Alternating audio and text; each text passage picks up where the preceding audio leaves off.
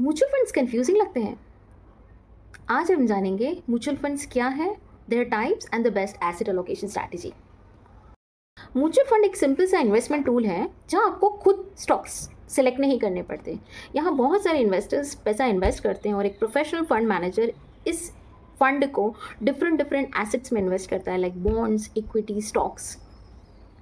And finally performance के basis पर आपको यूनिट्स असाइन होते हैं जिसको बोलते हैं नेट एसेट वैल्यू। आसान भाषा में म्यूचुअल फंड्स एक खाने की प्लेट है जहां पर अलग अलग डिशेस आपके इन्वेस्टमेंट होते हैं। आपके 100 रुपये इन्वेस्ट होते हैं 100+ लिस्टेड कंपनीज में। It is also regulated and governed by SEBI so that your money invested is safe. Now let's talk about types of mutual funds. Mainly 3 types of mutual funds: equity, debt and hybrid.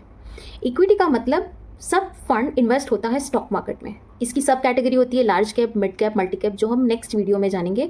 But overall return high risk and high return होता है। 12% या उससे ज़्यादा का return मिल सकता है in long run. Date funds, they invest in government bonds, corporate bonds, which is very low risk and low return. It can usually give you annual return of 6 to 8%, like FD, and sometimes better than FD. And last is hybrid mutual funds, which is a mix of equity and debt mutual funds. It's a balanced approach to balance your portfolio. ये तीनों categories को mix कैसे करें, इसके लिए है asset allocation. आपकी as और आपकी रिस्क लेने की कैपेसिटी के हिसाब से होता है asset allocation. So the golden rule of asset allocation is 100 minus your age becomes your equity asset allocation. Suppose आपकी एज है 30 years, then 100 minus 30 is equal to 70. 70% will be allocated into equity and rest 30% should be allocated to debt.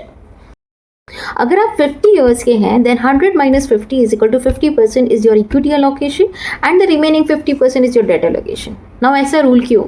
इसका मतलब है जैसे जैसे as बढ़ती है आपकी रिस्क लेने की कैपेसिटी कम होती है, इसीलिए equity allocation should be balanced with your debt allocation.